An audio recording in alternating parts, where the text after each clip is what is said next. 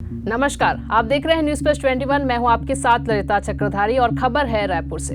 युवाओं को सिर्फ जोश देने की आवश्यकता नहीं है, उनके दिशा की जरूरत है। समाज के प्रबुद्ध वर्ग का यह दायित्व है। पैसा कमाने की दौड़ में नैतिकता का परित्याग नहीं करना है। समाज में जीना है तो हिम्मत से जीना है और अच्छा जीवन जीना है।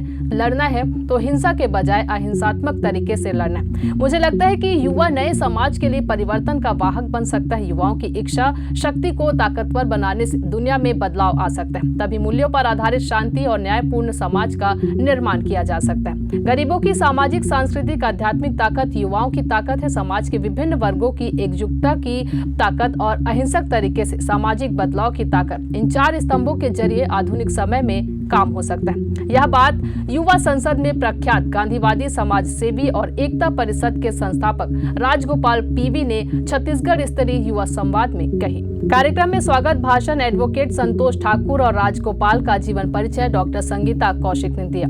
कार्यक्रम के संचालनकर्ता सुनील शर्मा ने बताया कि दोस्त और प्योर नामक सामाजिक संस्था ने यह आयोजन किया। कार्यक्रम में युवाओं ने राजगोपाल से समाज, संघर्ष, करियर जैसे तमाम विषयों पर संवाद किया। इसमें पूरे छत्तीसगढ़ के विभिन्न स्थानों से युवाओं ने आकर भागीदारी की। संस्था के सूरज दुबे, डॉक्टर प्रकाश सिंह, सिस्टर भूमि समेत अन्य लोग सहयोग दिए। तो आज यहाँ रायपुर में युवा साथी लोग, मेडिकल फील्ड के लोग सब इकट्ठे हुए हैं और एक प्रकार निवानो पुरस्कार जो प्राप्त किया मैं जापान में जाके 11 मई के दिन, उसके लिए एक प्रकार का रिसेप्शन ऑर्गेनाइज़ किया है। तो निवानो पुरस्कार शांति के लिए है। तो दुनिया भर में जब अशांति बढ़ रही है, हिंसा बढ़ रही है, तो शांति के लिए दिए जाने वाले एक पुरस्कार है निवानो पुरस्कार। तो हम आज कोशिश करेंगे कि शांति क्या है, हिंसा क्या है, अहिंसा क्या है, हमारे युवा पीढ़ी को समझना है। तो आज हम लोग इकट्ठे हुए हैं उस पर चर्चा करने के लिए। और उसके आयोजक है सत्यजीत भाई, जो डॉक्टर साहब। आज के डेट में हिंसा बढ़ रही है, मानने वाले लोग कम, शांति कैसे बहाल होगी, कैसे? इसलिए हिंसा जब बढ़ रहे हैं समाज में, तब ये युवाओं को समझना जरूरी है कि अहिंसा को कैसे बढ़ाया जाए। कि हिंसा बढ़ाने में कोई ना कोई तो काम कर रहा होगा ना। तो अगर काम करके हिंसा को बढ़ा रहे हैं, उसका मार्केट बढ़ा रहे हैं, तो अहिंसा की भी तो मार्केट बढ़ाया जा सकता है। लेकिन आज स्थिति क्या है कि अहिंसा पर विश्वास करने वाले लोगों के अंदर कम विश्वास है, हिंसा के ऊपर विश्वास करने वाले लोगों के अंदर ज़्यादा हिम्मत है। तो लोगों के अंदर विश्वास दिलाना है, अहिंसा के रास्ते से भी समस्याओं को हल किया जा सकता है, वही मुख्य काम। आज डॉक्टर्स ऑन स्ट्रीट संस्था के द्वारा माननीय पीवी राजगोपाल जी राजा जी का नागरिक अभिनंदन और युवा संवाद का कार्यक्रम है।